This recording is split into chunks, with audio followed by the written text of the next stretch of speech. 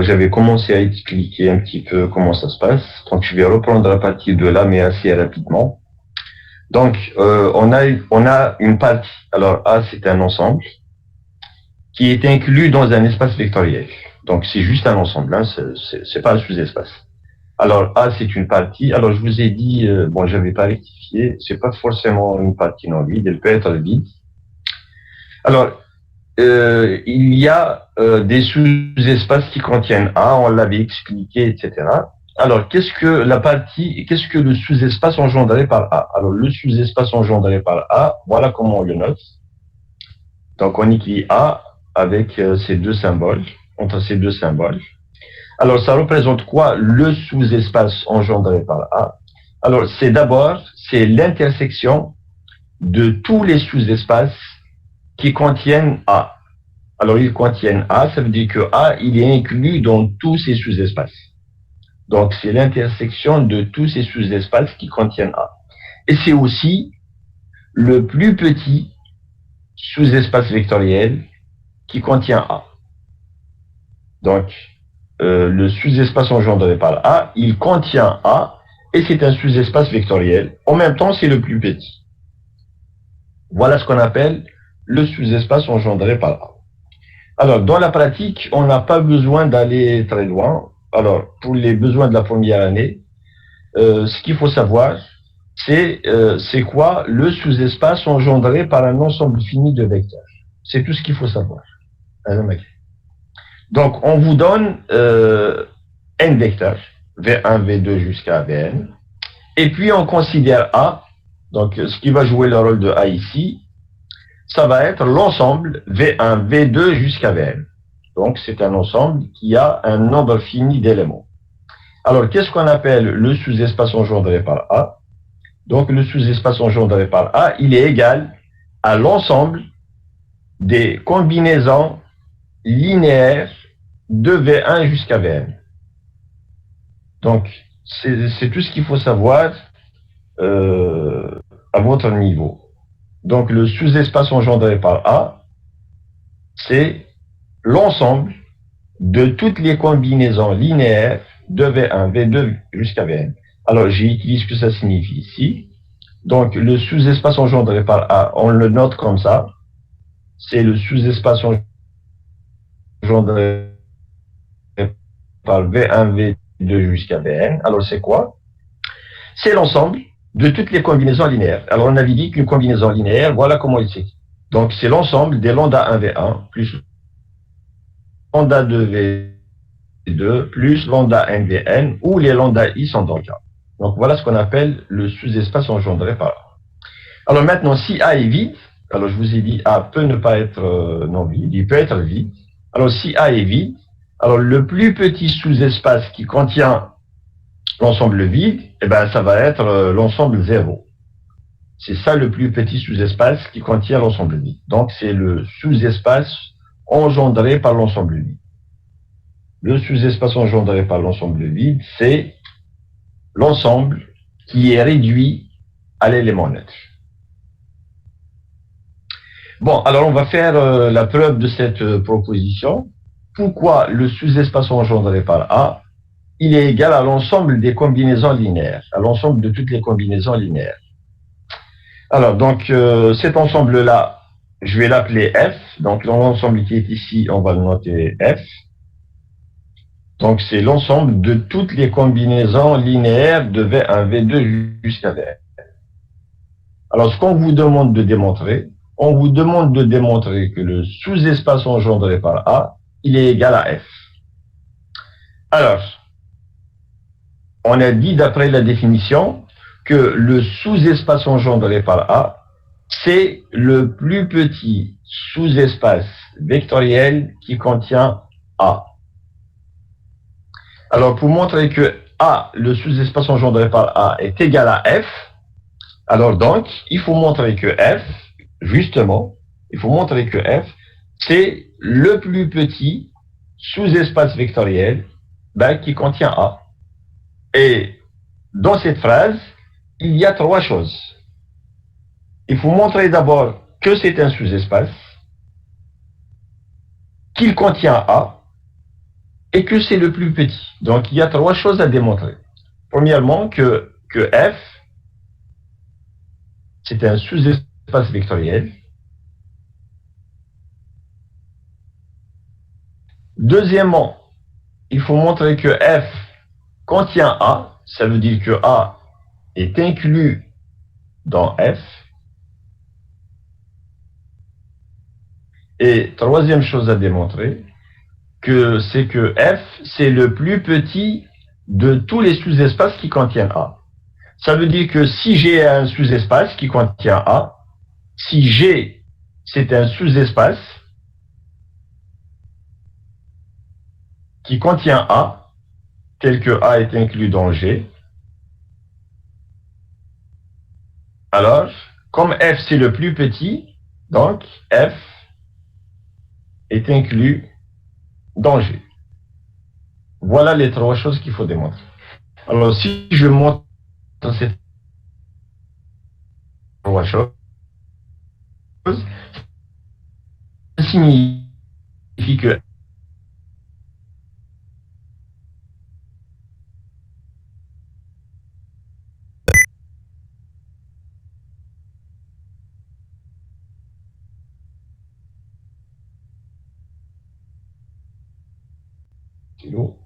alors, parce que A, on a dit que A, c'est l'ensemble qui est formé par V1, V2 jusqu'à Vn. Alors, A, c'est l'ensemble, hein, ce n'est pas le sous-espace formé par A.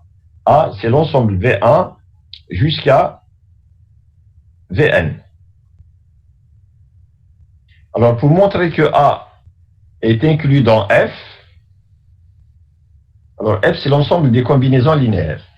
Ben, il faut montrer que chaque VI appartient à F. Ben, pourquoi V1 appartient à F? Pourquoi est-ce que V1 appartient à F? Monsieur, si lambda égale 1, jusqu'à lambda n égale à 0, E. C'est ça. Il suffit de prendre lambda 1 égale à 1, effectivement. Et puis tous les autres, c'est des zéros. Lambda 2 jusqu'à lambda n. Tout ça, c'est des zéros. Donc, lambda 2 égale lambda 3, etc., égale lambda n égale à 0. Et on obtient une combinaison linéaire de V1, V2 jusqu'à Vn. Ça veut dire que V1, il est dans F. Pour V2, ça signifie que lambda 1, c'est 0. Lambda 2, c'est 1. Et puis tous les autres, c'est des zéros. Donc ça, c'est clair que A est inclus dans F. Donc vous avez suivi, c'est très bien. Ensuite, pourquoi est-ce que F, c'est un sous-espace vectoriel de E? Alors, F, c'est l'ensemble de toutes les combinaisons linéaires. Ben, parce qu'on l'avait dit la dernière fois. Alors, on avait énoncé un théorème. Alors, on avait dit que si V1 jusqu'à Vn, ce sont des vecteurs, alors l'ensemble de toutes les combinaisons linéaires, de V1 jusqu'à Vn, c'est un sous-espace. Donc, on l'a déjà dit. C'est la proposition 4. Donc, la deuxième partie aussi, ça a été fait. Voir proposition 4. Alors, reste à montrer le troisième point. Le troisième point, il faut montrer que F, ça veut dire que si j'ai un sous-espace qui contient A, alors F est inclus dans ce sous-espace. Donc, ça signifie que F, il est plus petit que tous les autres sous-espaces qui contiennent A. Donc, soit j'ai un sous-espace de E qui contient A. On va montrer que F est inclus dans G. Alors, pour montrer que F est inclus dans G, il faut montrer que toutes les combinaisons linéaires de V1 jusqu'à Vn appartiennent à G. Alors, pour montrer ceci, qu'est-ce qu'on va faire? Ben, on va considérer d'abord le fait que V1 jusqu'à Vn, ils sont dans G. V1 jusqu'à Vn sont dans G. Pourquoi? Parce que G, il contient A. Donc, G, il contient A. Ça veut dire que A est inclus dans G. Alors, comme A est inclus dans G, donc tous les éléments qui sont dans A appartiennent à G. Donc, V1 jusqu'à Vn, ils sont dans G. Mais comme G, c'est un sous-espace, hein, regardez bien, G, c'est un sous-espace. Donc, chaque fois qu'il contient des éléments, ben, il va contenir la somme. Ensuite, il va contenir un vecteur fois un scalaire, parce que c'est un sous-espace. Et donc, il va contenir lambda 1V1, il va contenir lambda 2V2, il va contenir lambda NVN, et puis il contient aussi la somme. C'est les propriétés d'un sous-espace. Eh bien, s'il contient la somme, donc il contient toutes les combinaisons linéaires. Et s'il contient toutes les combinaisons linéaires de V1 jusqu'à Vn, alors il contient F. Donc F est inclus dans G. Ce qui prouve que F, c'est le plus petit sous-espace contenant A. Or, on sait que le plus petit sous-espace contenant A, c'est le sous-espace engendré par A. Donc F il est égal au sous-espace engendré par A. Alors, ce qu'il faut savoir donc, ce qu'il faut retenir, c'est qu'à votre niveau, ce dont on a besoin, c'est que quand on a, V1, V2 jusqu'à Vn, quand on a des vecteurs comme ça, V1, V2 jusqu'à Vn, alors si on vous demande de trouver le sous-espace engendré par ces vecteurs, eh bien le sous-espace engendré par ces vecteurs, c'est égal à l'ensemble de toutes les combinaisons linéaires de V1 jusqu'à Vn. C'est lambda 1V1 plus lambda 2V2, etc., plus lambda NVR. C'est ça ce qu'on appelle le sous-espace engendré par ces vecteurs, avec les lambda I dans le cas.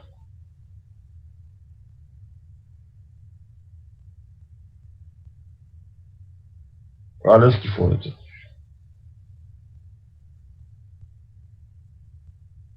Bon, alors, on passe à une définition. Alors, cette définition-là, c'est la terminologie.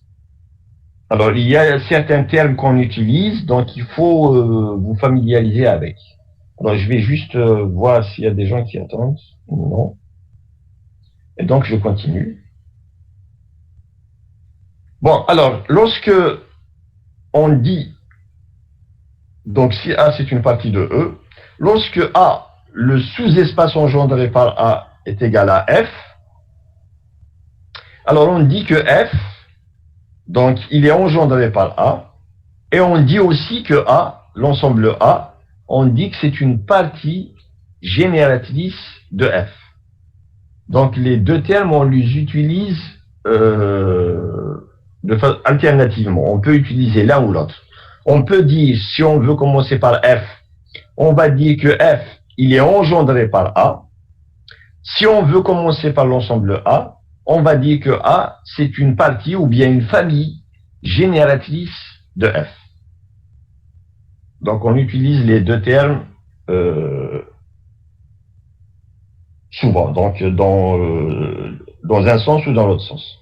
Si je commence par F, donc il est engendré par A. Si je commence par A, on dit que c'est une famille génératrice de F. Alors, quelques exemples. Alors, c'est quoi le sous-espace engendré par... On est dans R3 ici. On se place dans l'espace vectoriel R3, qui est un R espace vectoriel.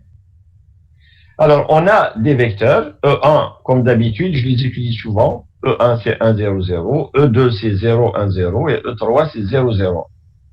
Alors, j'ai envie de savoir quel est le sous-espace vectoriel qui est engendré par E1, E2, E3.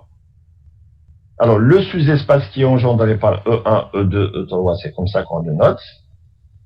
Alors, d'après la proposition qu'on vient de faire, c'est l'ensemble des combinaisons linéaires de E1, E2, E3. Donc, c'est AE1 ou bien lambda 1, E1 plus BE2 plus CE3 avec ABC dans R. Alors, on sait comment faire le produit d'un scalaire fois un vecteur. Donc, ça revient à multiplier chaque composante par le scalaire. Alors, ce qu'on obtient, si vous faites la somme, bon, j'ai écrit directement les résultats, mais si vous voulez les détails, d'abord, quand on multiplie E1 par A, on va avoir, qu'est-ce qu'on obtient? On obtient A, ensuite 0, 0. Et puis, je fais la somme avec BE2. Alors, BE2, qui est ici, donc ça revient à multiplier E2, le vecteur qui est là, par B. Donc, il faut multiplier chaque composante par B. Donc, vous obtenez 0, B, 0. Et puis, on multiplie le E3 par C. Et donc, ça vous fait 0, 0 et C. Et puis, si vous faites la somme, on sait que la somme, elle se fait composante par composante. Donc, la première composante, c'est A plus 0 plus 0. Donc, on obtient A. La deuxième, c'est 0 plus B plus 0. Donc, on obtient B. Et la troisième, c'est 0 plus 0 plus C. Donc, on obtient C. Alors, on obtient le vecteur ABC avec A, B, C quelconque dans R. Et c'est quoi l'ensemble de tous les vecteurs ABC? C'est égal à R3. C'est l'espace tout entier. Donc, E1, E2, E3, ils engendrent R3. Alors, le mot engendrer, ça veut dire qu'il donne naissance. Il crée l'espace entier. Il l'engendre. Il le crée. Donc, E1, E2, E3, ils forment à eux seuls, ils engendrent, donc ils donnent naissance à tout l'espace. Ou encore, si je commence par la famille E1, E2, E3, alors cette famille-là, c'est une famille génératrice de R3. Alors, si je prends l'espace Rx, alors l'espace Rx, c'est l'espace vectoriel de tous les polynômes à coefficient dans R. Ensuite, je prends un antinaturel et je considère les polynômes P0, P1 jusqu'à Pn qui sont définis par, alors P0 de x c'est 1, P1 de x c'est x, ainsi de suite, Pn de x c'est x à la puissance n. Et puis, on se pose la question de savoir, c'est quoi le sous-espace qui est engendré par ces polynômes, P0 jusqu'à Pn. Donc là aussi, le sous-espace qui est engendré par P0 jusqu'à Pn, on le note comme ça. D'après la proposition d'avant, on sait que c'est l'ensemble des combinaisons linéaires de P1 jusqu'à Pn. Alors, si je remplace chaque polynôme par sa valeur, donc je trouve A0 plus A1x jusqu'à ANxn. Et c'est quoi cet ensemble-là? On en a déjà parlé. Alors, cet ensemble, c'est l'ensemble des polynômes de degré inférieur ou égal à n. Donc, on obtient l'ensemble des polynômes de degré inférieur ou égal à n. Et cet ensemble-là, on a l'habitude de le noter comme ça. Alors, c'est R, on met à l'indice n, et puis x. Donc, c'est Rn de x. C'est l'espace des polynômes en x à coefficient réel de degré inférieur ou égal à n. Donc, P0 jusqu'à Pn, ils engendrent Rn de x, ou bien la famille P0 jusqu'à Pn, c'est une famille génératrice de l'ensemble des polynômes de degré inférieur ou égal à n. Voilà donc deux exemples, et puis je vous ai rajouté un troisième. Alors, je passe, parce qu'il faut qu'on avance, un peu. Alors, j'ai envie de parler de famille libre, comme ça on pourra avancer en TD. Alors, avant d'arriver aux familles libres, on va définir qu'est-ce que c'est que la somme de sous-espaces vectoriels. On connaît comment se fait la somme de vecteurs. Maintenant, j'ai envie de faire la somme d'ensemble, définir une somme d'ensemble. J'ai un sous-espace et un autre sous-espace. J'ai envie de définir la somme de ces deux sous-espaces. Alors, soit F1 jusqu'à Fn, donc je suppose que j'ai n sous-espaces vectoriels. Alors, on définit la somme de F1 jusqu'à Fn par, alors la somme, voilà comment elle est définie, de façon naturelle. Regardez bien. La somme de F1 jusqu'à Fn, c'est quoi? Ben, c'est l'ensemble. Donc, les éléments, c'est quoi? C'est x1 plus x2, ainsi de suite, plus xn. où chaque xi appartient au fi correspondant. Donc ici, x1, il va appartenir à f1, x2, il appartient à f2, et puis xn, il appartient à fn. C'est comme le produit cartésien. Alors, le produit cartésien, au lieu d'avoir une somme, vous avez des n uclés, où chaque composante appartient à l'ensemble correspondant.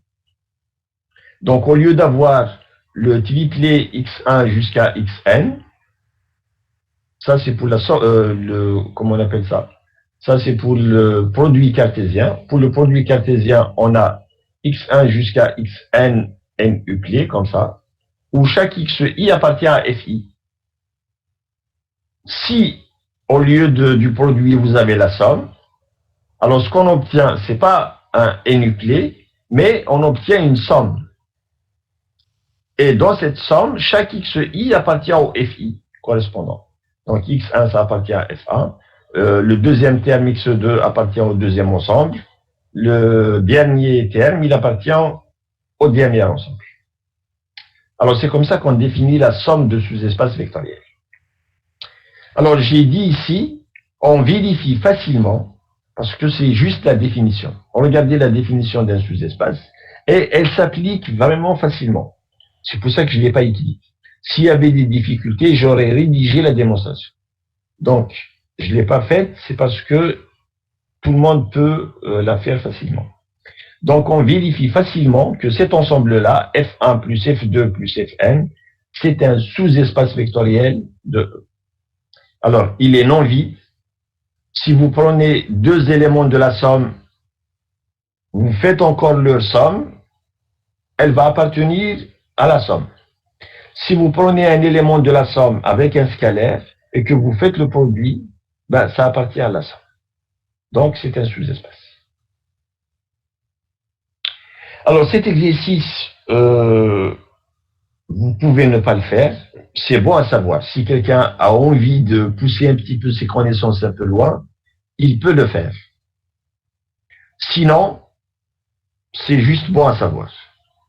Alors, vous prenez deux sous-espaces. Alors, il faut vérifier que F plus G, c'est le plus petit sous-espace de E. Alors, le plus petit sous-espace, ça veut dire quoi? Ça veut dire que c'est un sous-espace et il est inclus dans tous les autres. C'est ça le plus petit. Donc, c'est le plus petit sous-espace qui contient à la fois F et G. Alors, le sous-espace le plus petit qui contient F et G, eh ben, c'est ce qu'on appelle le sous-espace engendré par F et G. Donc, le sous-espace engendré par F et G, c'est ce qu'on appelle F plus G. Alors, si quelqu'un peut le faire, c'est bien, ça veut dire qu'il a bien compris les choses. Si vous estimez que c'est compliqué, vous pouvez laisser tomber, c'est pas un problème. Ensuite, on a envie de définir ce qu'on appelle la somme directe. Alors, donc, dans le titre, vous avez somme et somme directe. Donc, la somme, on vient de la définir. Maintenant, je vais définir ce que c'est que la somme directe. Alors, on dit que la somme F1 plus F2 jusqu'à Fn, elle est directe si la condition suivante est vérifiée.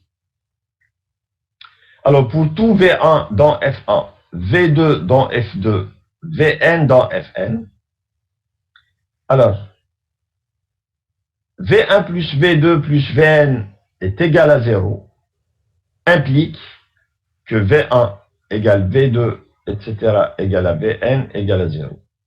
Lorsque dans une somme, F1 plus F2 plus Fn, cette propriété est vérifiée, parce qu'elle n'est pas vérifiée tout le temps, hein. Cette propriété n'est pas vérifiée tout le temps. Mais lorsque dans une somme, cette propriété elle est vérifiée, on dit que la somme, elle est directe. Et comment on écrit une somme directe? Une somme directe, c'est comme ça qu'on l'écrit. Alors, au lieu d'écrire F1 plus F2 jusqu'à Fn, on écrit on entoure chaque plus. Chaque plus, on le met dans un cercle. Donc, on obtient F1 plus F2 plus Fn, somme directe. Donc, ça se lit somme directe. Donc, une somme directe, c'est une somme simple, plus la propriété qui est ici. Voilà ce qu'on appelle une somme directe. Alors, on a une proposition. Si vous êtes dans une somme directe, donc si un élément appartient à une somme directe, alors cet élément, il s'écrit de manière unique. Il s'écrit de manière unique.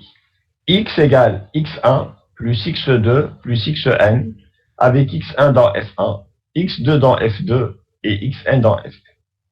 On sait que tout élément dans une somme, on sait qu'il s'écrit comme ça. Mais lorsque la somme elle est directe, cette écriture elle est unique. C'est la seule façon de l'écrire. Il n'y a pas une autre. Ça veut dire que le xi, ça veut dire que si j'ai une autre écriture, si j'écris le même x, si je l'écris comme x1 plus x2 jusqu'à xn, et si je l'écris encore comme x'1 plus x'2 plus x'n, alors on va montrer que x1 c'est égal à x'1, x2 c'est x'2, etc. L'écriture elle est unique. Alors pourquoi elle est unique? Parce que si on a x qui s'écrit de ces deux manières, comme ça,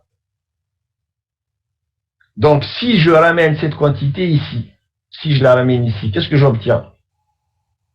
J'obtiens 0. Donc je vais avoir x1 moins x1 prime plus x2 moins x2 prime plus xn moins xn prime qui va être égal à 0. Mais x1 et x'1, où est-ce qu'ils sont? Égaux. Non, où est-ce qu'ils sont? Ils sont dans F1. D'accord? Parce que x1 et x'1, ils sont dans F1. La deuxième différence, elle est dans F2. Etc. La dernière, elle est dans Fn. Ça veut dire que cette somme-là, où est-ce qu'elle est, où est-ce qu'elle est cette somme? Cette somme, elle est dans F1 plus F2 plus ainsi de suite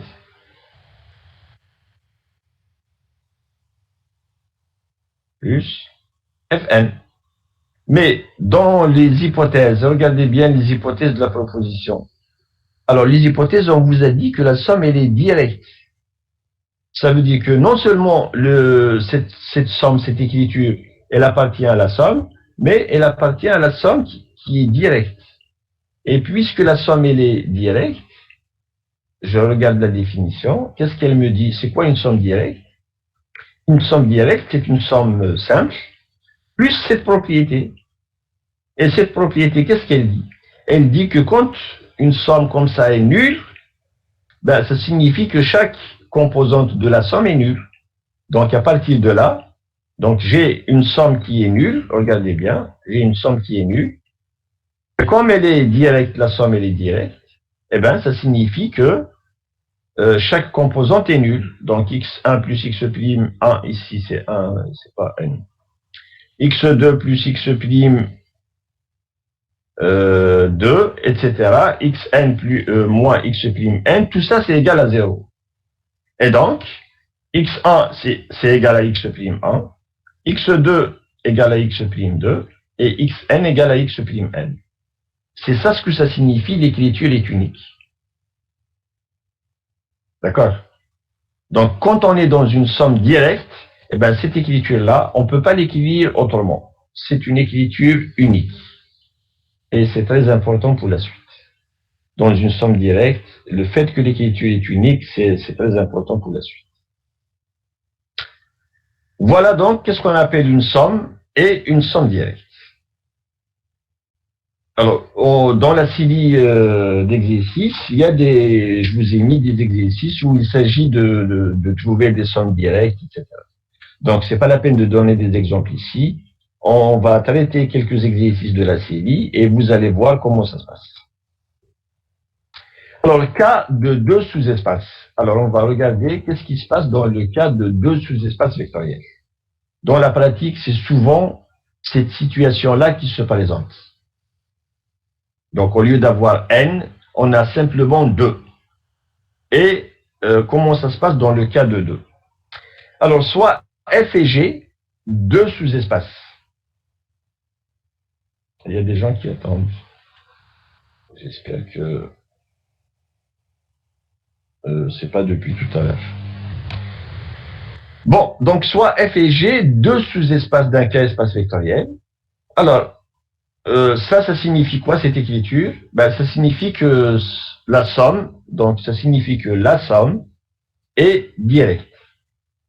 Donc lorsque f plus g c'est une somme directe, alors ça signifie que l'intersection de f et g est égale à 0. C'est une proposition, hein, c'est pas une définition. Donc c'est un résultat. Alors le résultat il dit que lorsqu'une somme est directe, ça signifie que l'intersection des deux est égale à 0. Alors on va commencer par l'implication dans ce sens. Donc on va commencer par l'implication comme ça. Alors pour démontrer cette implication, donc je suppose que ça c'est l'hypothèse, ça c'est l'hypothèse, et je vais montrer que l'intersection est réduite à l'élément neutre. Donc, supposons que f plus g, c'est égal à f plus g. Donc, cette écriture, elle signifie juste, je suppose que la somme est directe. C'est-à-dire, voilà, c'est-à-dire que la somme est directe. Et qu'est-ce qu'on doit montrer? On doit montrer que l'intersection est égale à 0. Alors, comme f et g, ce sont des sous-espaces tous les deux, donc chacun contient l'élément neutre. Ce qui fait que cette inclusion, elle est vraie. Et pour avoir l'égalité, on sait qu'il faut avoir les deux inclusions. Donc celle-là, elle est vraie. Ben, qu'est-ce qui reste? Il reste à montrer celle-là. Et pour montrer celle-là, la deuxième, je prends un élément dans l'intersection et je dois montrer qu'il est forcément dans cet ensemble. Ça veut dire qu'il est forcément nul. Donc, soit x dans l'intersection. Par définition, un élément qui est dans l'intersection, c'est un élément qui est dans les deux. Donc, x appartient à f et x appartient à g. Alors, mais le fait que x appartient à g et que g c'est un sous-espace, on sait qu'à ce moment-là, si x est dans g et lambda est dans k, alors lambda x appartient à g. En particulier, si lambda est égal à moins 1. Donc, moins x appartient à g. Regardez bien. Donc, moins x, il appartient à g. Par suite, x plus moins x,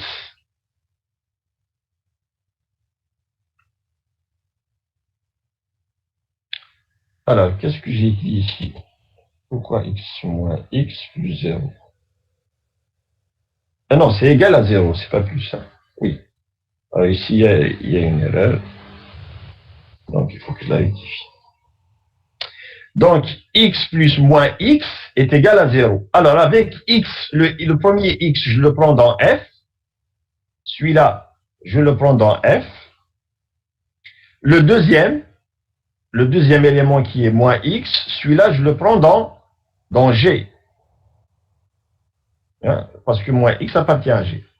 Donc, j'ai une somme x plus moins x qui s'annule. D'abord, x plus moins x, ça appartient à f plus g. Et j'ai supposé par hypothèse que la somme, elle est directe. Donc, ce f plus g, je peux l'écrire comme ça. C'est une somme directe. Donc, j'ai un élément qui est dans une somme directe et qui est nul. Alors, comme il est nul, d'après la définition d'une somme directe, eh bien, ça signifie que x est égal à 0 et moins x est égal à 0. Mais moins x est égal à 0, ça signifie aussi que x est égal à 0. Donc, la somme de f et g étant directe, on déduit que x est égal, x et moins x sont égaux à 0.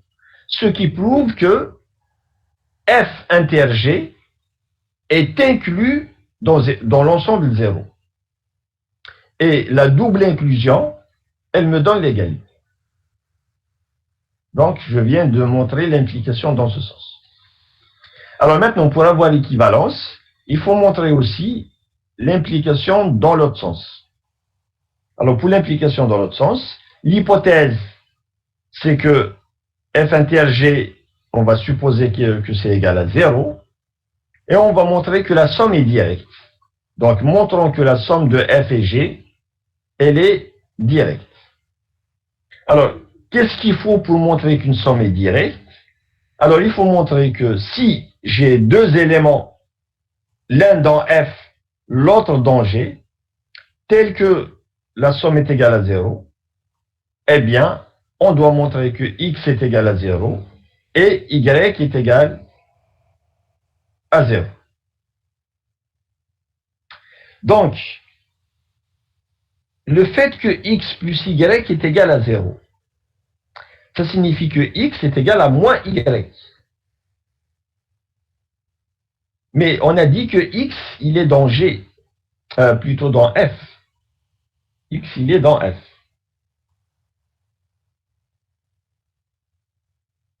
Y, il est dans g. Donc, moins y, il est aussi dans g. D'accord? Moins y, il est dans g. Ce qui fait que x, où est-ce qu'il est en réalité le x? Le x, comme il est dans f, donc c'est bon. Comme il est égal à moins y, donc x, il est aussi dans g. Ce qui fait que x, il appartient à f inter g. Donc x, il est dans f inter g. Ben, comme f inter g est égal à 0, ben, ce qui fait que x est nul. Et si x est nul, moins y est aussi nul. Donc on déduit que x est égal à moins y est égal à 0. Mais si moins y est nul, donc y aussi il est nul. Ou encore, x est égal à y est égal à 0. Donc on a une somme qui s'annule et on a obtenu que les termes qui la composent sont nuls. Ça signifie que la somme elle est directe. Donc dans le cas de deux sous-espaces, pour montrer qu'une somme est directe, ça c'est un résultat aussi qui est très important, pour montrer que la somme est directe, il suffit de montrer que l'intersection des deux est égale à 0. L'intersection est réduite à 0.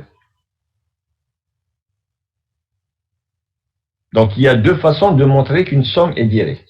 Ou bien on montre la propriété qui est là, que si une somme est égale à 0, alors tous les termes sont égaux à 0. Ou alors, on montre juste que l'intersection des deux est égale à 0. Alors, une remarque. Donc, qu'est-ce que ça dit? Soit V1 jusqu'à Vn, le appartenant à E. On sait que le sous-espace engendré par V1 jusqu'à Vn, oui, ça c'est juste une petite écriture que vous pouvez rencontrer dans les livres. C'est pour ça que je l'ai rajouté. Alors, le sous-espace engendré par V1 jusqu'à Vn, alors cette écriture-là, ça signifie quoi? Je pense qu'on en a déjà parlé. Hein. Si je l'ai utilisé ici, ça veut dire qu'on en a parlé avant. Alors, qu'est-ce qu'on appelle KV1? KV1. Alors, KV1, c'est égal à l'ensemble de lambda. Alors, c'est lambda V1. C'est un scalaire fois V1 avec scalaire donc. Voilà ce qu'on appelle KV1. Je pense que je l'ai déjà utilisé avant. Alors, donc, K fois V1, ça s'appelle, c'est l'ensemble des combinaisons de V1. C'est lambda fois V1 avec lambda dans V1. pense que je l'ai utilisé. J'ai juste pas envie de perdre du temps. Mais lorsque j'ai parlé des parties génératrices, j'ai utilisé KV1 quelque part. Ça veut dire que le cas où les VI, V1 jusqu'à Vn, c'est réduit à un seul élément. Mais où est-ce que je l'ai écrit? Je sais plus. Bon, c'est pas grave. Ouais, je l'ai redéfini ici, donc c'est pas méchant. Alors, ce qu'il faut savoir donc, c'est que KV1, ce qu'on appelle KV1, c'est l'ensemble des scalaires fois V1 avec lambda dans K, pardon. Fallait m'arrêter. Lambda, c'est un scalaire. Lambda, il est dans K. Voilà. Alors, donc, le sous-espace engendré par V1, V2 jusqu'à Vn, on l'a dit, regardez bien, on a dit que le sous-espace engendré par V1 jusqu'à Vn, voilà comment il s'écrit. C'est l'ensemble de toutes les combinaisons. C'est V1, V2 jusqu'à Vn, etc. jusqu'à Vn. Alors, c'est égal à l'ensemble des combinaisons linéaires. C'est l'ensemble de lambda 1 V1 plus lambda 2 V2, etc. jusqu'à lambda n Vn. Je vais juste écrire le premier et le dernier. Lambda n Vn. Avec les lambda i dans K. Alors maintenant, je vais décomposer cet ensemble. Je vais le décomposer en deux. Je peux l'écrire comme ça. C'est l'ensemble puisque maintenant je sais comment faire la somme d'ensemble, la somme de sous-espaces. Donc je vais l'écrire comme ça. C'est lambda 1 V1, c'est tout. Avec lambda 1 dans K. Plus lambda 2 V2 avec lambda 2 dans K, etc. Plus le dernier, c'est lambda n Vn avec lambda n dans K.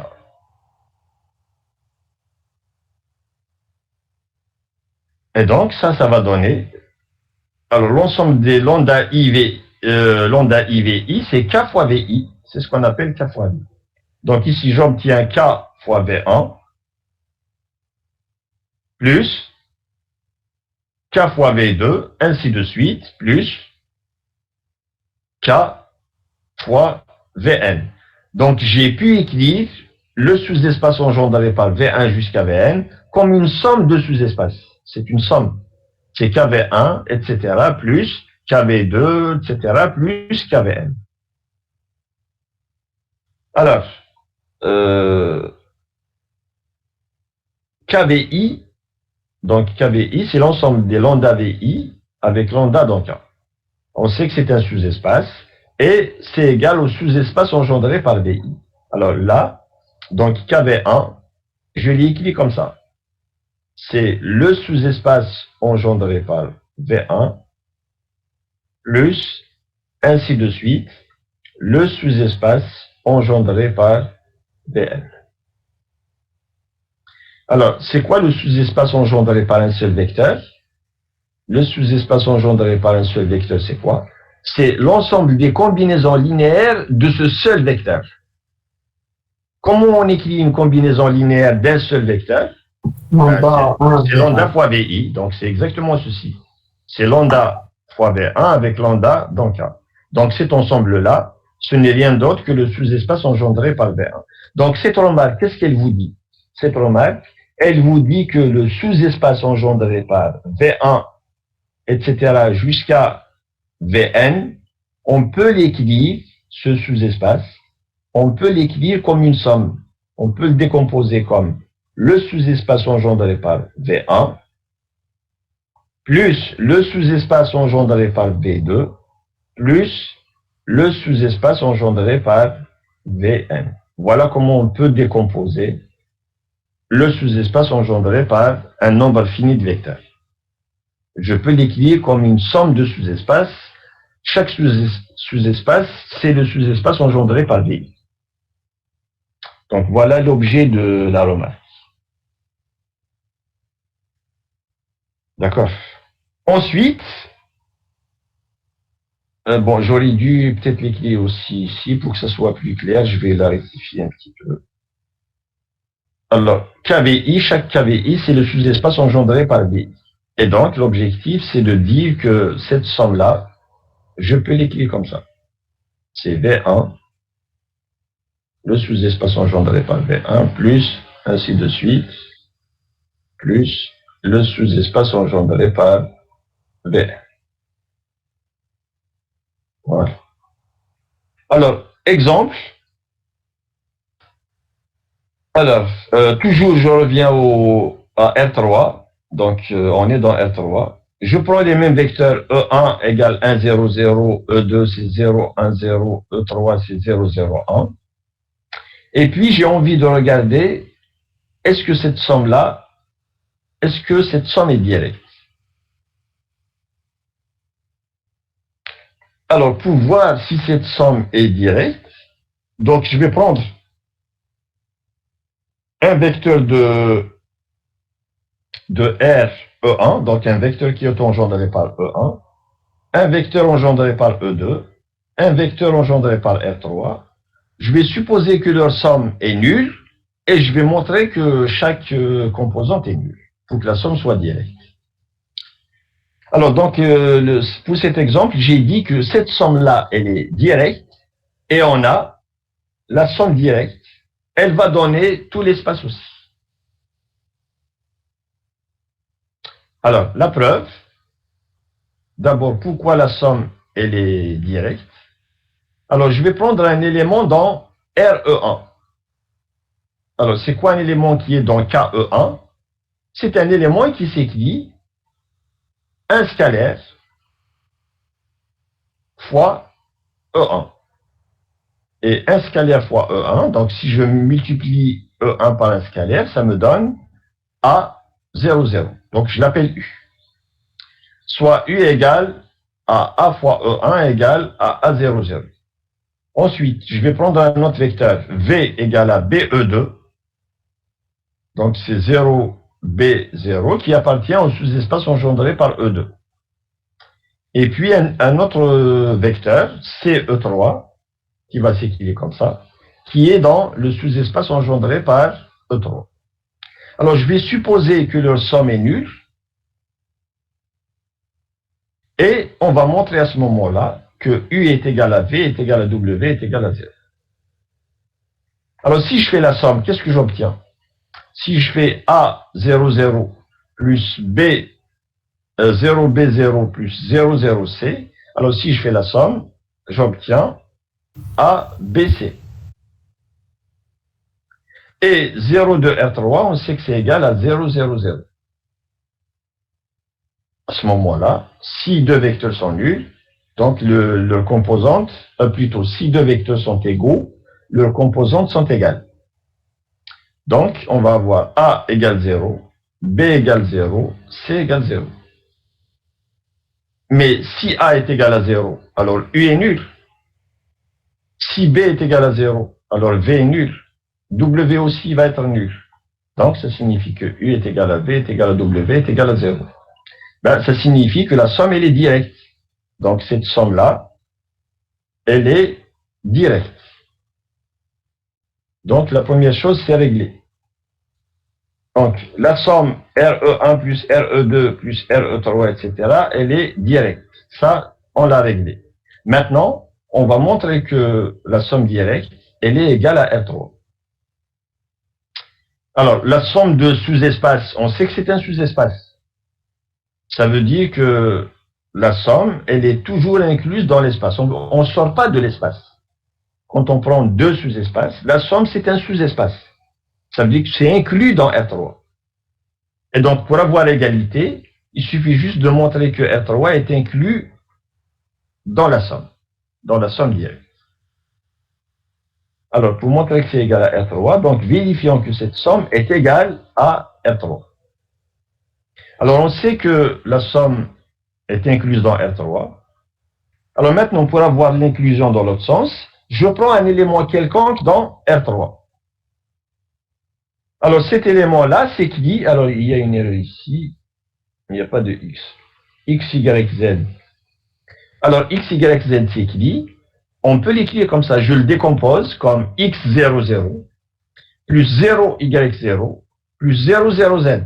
Si vous faites cette somme, vous allez retrouver x, y, z. Alors maintenant, je fais sortir le x. Donc, j'obtiens x fois 1, 0, 0. Là, je fais sortir le y. Alors, j'obtiens y fois 0, 1, 0. Et là, je fais sortir le z. Et j'obtiens z fois 0, 0, 1. Alors, les vecteurs qu'on a ici, ben, c'est justement les EI. Donc, j'obtiens XE1 plus YE2 plus ZE3. Et cette somme, elle est ici. Parce que XE1, ça appartient à RE1. YE2, ça appartient au sous-espace engendré par E2. Et ZE3, ça appartient au sous-espace engendré par E3. Ben, ça signifie quoi? Ça signifie que R3, n'importe quel élément de R3, il est ici. Ça signifie que R3, il est inclus dans RE1 plus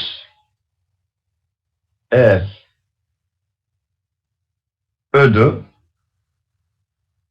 plus RE3. Et donc, on a obtenu l'inclusion, dans l'autre sens, l'inclusion cherchée. Eh ben, cette somme, sachant qu'elle est directe, donc on peut rajouter aussi, on sait que la somme est directe, donc on peut rajouter ceci. Donc la somme directe, elle est incluse dans R3, R3 est inclus dans la somme directe, et donc on obtient l'égalité. Voilà pour cet exemple. Voilà, alors je voulais arriver à l'indépendance linéaire, parce qu'on en a besoin dans la série des 6 de tout à l'heure. Alors, je vais donner des définitions. Je vais donner une définition. Ensuite, si on a le temps, je vais parler de la méthode d'échelonnement. Sinon, on va laisser ça pour la prochaine. Donc, soit E un espace vectoriel, et soit V1 jusqu'à Vn des éléments de E. Alors, on dit que la famille, donc quand on dit la famille, ça veut dire qu'au lieu de prendre les vecteurs, vous prenez l'ensemble formé par ces vecteurs. Donc, on dit que la famille V1 jusqu'à Vn est libre. Donc, quand on parle de famille, on dit libre. Si on ne veut pas parler de l'ensemble, si on veut parler des vecteurs, alors on dit que la famille est libre, ou bien les vecteurs V1 jusqu'à Vn sont linéairement... ici, il y a une erreur aussi. Il y a beaucoup de... Alors, linéairement indépendants. Je vais la rectifier. Donc, on dit que la famille est libre, ou bien les vecteurs sont linéairement indépendants si chaque fois que vous avez cette somme est égale à 0, donc lambda 1 V1 plus lambda 2 V2 plus lambda n Vn est égal à 0. Donc, chaque fois qu'on a une combinaison linéaire qui s'annule, ça signifie que les scalaires sont tous nuls. Voilà ce qu'on appelle une famille libre, ou bien des vecteurs linéairement indépendants. Alors, ce qu'il faut retenir, c'est que quand des vecteurs sont linéairement indépendants, ça signifie que chaque fois qu'on a une combinaison linéaire qui s'annule, tous les scalaires, tous les coefficients de la combinaison linéaire sont nuls. Donc, dans ce cas-là, on dit que les vecteurs sont linéairement indépendants. Lorsque ce n'est pas le cas, donc quand on veut résoudre ceci, si je trouve que tous les scalaires ne sont pas tous nuls, ça veut dire qu'il y a des scalaires qui sont non nuls. Alors à ce moment-là, on dit que la famille est liée. Donc au lieu de libre, le contraire de libre, on dit que c'est lié. Et si on veut parler de vecteurs, au lieu qu'ils soient linéairement indépendants, ils vont être linéairement dépendants. D'accord? Alors sinon, ça veut dire que si on n'a pas ça, si on n'a pas cette conclusion, ça veut dire que si en faisant la résolution, il y a des scalaires qui sont non nuls, on dit que la famille est liée ou que les vecteurs V1 jusqu'à Vn sont linéairement dépendants.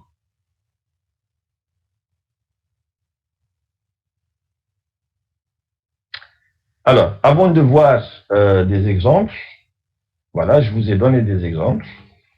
Avant de, ou là, je vais passer d'abord aux exemples et puis je repasse à la remarque.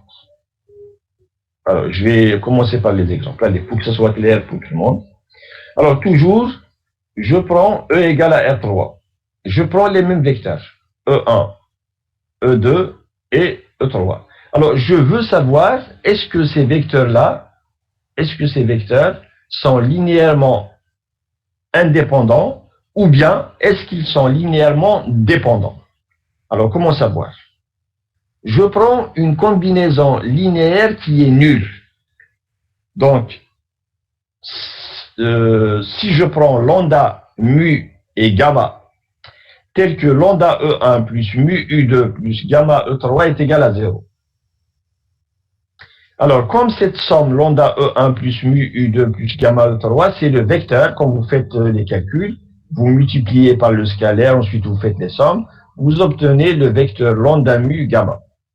Donc, si cette combinaison linéaire est nulle, ceci entraîne que le vecteur lambda mu gamma est égal à 0. Et lorsque deux vecteurs sont égaux, les composantes sont égales.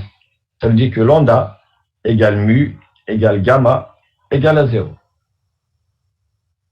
Et donc, c'est quoi la conclusion? Est-ce qu'ils sont indépendants ou bien dépendants? Indépendants. Ils sont indépendants parce que tous les scalaires sont nuls. Donc, vous avez trois vecteurs dans R3 et on vient de voir qu'ils sont indépendants. Alors, je peux prendre par exemple d'autres vecteurs. Alors, je vais prendre par exemple E1, je garde E1, c'est 1, 0, 0. Je garde par exemple E2. Et je modifie E3. Je vais prendre E2 égale à 0. Alors, je vais prendre la feuille blanche, c'est mieux. Alors, si je prends par exemple E1 égale, pardon, E1 égale à 1, 0, 0.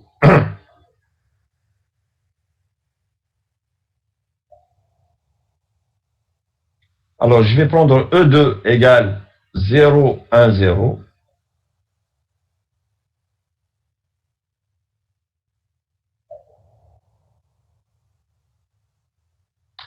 Et puis, je prends un vecteur, je vais l'appeler V3 par exemple, égale, alors au lieu de prendre 0, 0, 1, je vais prendre par exemple 2, 2 et 0.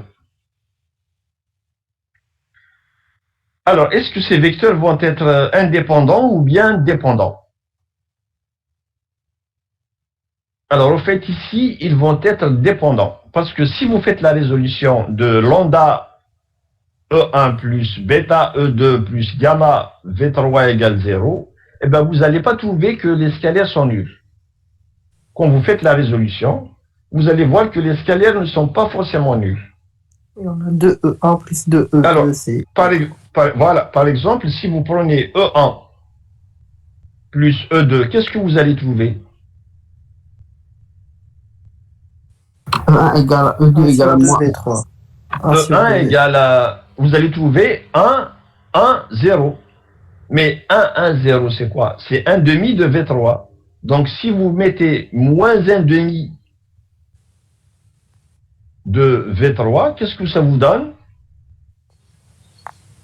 0. Ça vous donne 0. Ça vous donne le vecteur 0, 0, 0. 0 de R3. Donc, j'ai lambda 1 E1 plus lambda 2 E2 plus lambda 3 V3 égale 0. Est-ce que les lambda I sont nuls? Non. Non. Lambda 1 c'est 1, lambda 2 c'est 1 et lambda 3 c'est moins 1 demi. Donc j'ai des scalaires qui sont non nuls tels que la combinaison est nulle. Ça veut dire que les vecteurs sont liés. Alors, c'est quoi le mot lié ou bien dépendant? Qu'est-ce que ça signifie? Ben, ça signifie qu'il y a une relation entre les vecteurs. Et la relation, c'est quoi? La relation, c'est celle-là. C'est que le vecteur V3, il est égal à 2 fois E1 plus 2 fois E2. Donc, il y a une relation entre eux. Alors, le fait qu'il y a une relation entre eux, ça veut dire qu'il y a un qui s'équilibre en fonction des autres. Donc, il y a un lien. Quand il y a un lien, on dit que la famille est liée. Donc, il y a une relation. La famille est liée. Ou bien les vecteurs sont dépendants. Vous voyez bien que V3, il dépend de E1 et de E2. Donc, il y a une relation de dépendance.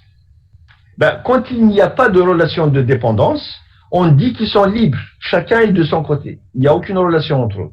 Donc, E1, E2 et E3, ils sont libres. C'est ce qu'on vient de voir dans le premier exemple. Ils sont indépendants. Par contre, E1, E2 et V3, ceux-là, ils ne sont pas indépendants. Il y a une dépendance. Il y a un vecteur qui dépend des deux autres. Dans ce cas, on dit que la famille est liée. Il y a un lien entre les vecteurs. Donc, voilà la notion de dépendance et d'indépendance. C'est expliqué dans la définition. Donc, la définition, elle vous dit que si une combinaison linéaire qui est nulle vous donne des scalaires qui sont nuls, donc il n'y a aucun lien entre les vecteurs. Ce qui fait qu'ils sont indépendants. Lorsque il y a des scalaires qui sont non nuls, ça signifie qu'il y a un lien entre les vecteurs. Et quand il y a un lien, on dit que les vecteurs sont dépendants. Ils dépendent les uns des autres. Donc voilà cette notion de dépendance et d'indépendance. Bon, il est 9 heures, donc je m'arrête ici. Et je pense que maintenant, il y a matière pour traiter la majorité des exercices de l'acier. Donc on se voit tout à l'heure. S'il y a des questions, oui. Dans la somme directe. Oui. Une condition, si la somme est égale à 0, alors tous les vecteurs égales à 0. Ça, c'est la définition. Ah, définition. Oui, regardez bien. La définition, on dit que la somme, lorsque vous entendez, on dit que, ça veut dire que ça, c'est la définition. On dit que la somme est directe, si la condition suivante est vérifiée. La condition, c'est celle-là. Ça veut dire que V1 plus V2 jusqu'à Vn est nul, implique que V1 égale V2 égale Vn égale 0. Donc, une somme qui est simple. Donc, c'est une somme tout court. Mais quand elle est directe, ça veut dire que c'est une somme et en même temps, on a la condition qui est ici, qui est vérifiée. Chaque fois que vous avez la somme de V1 jusqu'à Vn égale à 0, alors, tous les vecteurs sont nuls. Dans ce cas-là, on dit que la somme est directe. Si cette condition n'est pas vérifiée, on dit tout simplement que c'est une somme simple. D'accord? D'accord. Alors, ressemble quelque chose à la famille libre. Dans la famille, la notion de dépendance linéaire, c'est d'abord ici, ce qu'on a, c'est une combinaison, n'importe quelle combinaison. Et si vous avez pris lambda 1, c'est 1, lambda 2, c'est 1, lambda n, c'est n. Dans une famille libre, dans l'indépendance linéaire, vous avez des lambdas quelconques, des scalaires quelconques. Et puis, la conclusion, on ne s'intéresse pas aux vecteurs, on s'intéresse aux scalaires dans la notion de dépendance. Les coefficients. Dans la notion de somme directe, on s'intéresse aux vecteurs. Dans la notion de dépendance, on s'intéresse aux scalaires, aux coefficients. D'accord, c'est pas la même chose. Hein? Dans l'indépendance linéaire, ou bien dans la dépendance linéaire, ici, j'ai pas V1 plus V2 plus Vn. J'ai lambda 1 V1 plus lambda 2 V2 plus lambda... C'est pas la même équation. Et puis, ce qui m'intéresse, je regarde les scalaires. Je regarde pas les vecteurs. Donc là, ce sont les scalaires qui m'intéressent. Alors que dans la somme directe, ce sont les vecteurs qui m'intéressent. Vous voyez la différence? Est-ce que vous voyez? Oui. Voilà. Donc, on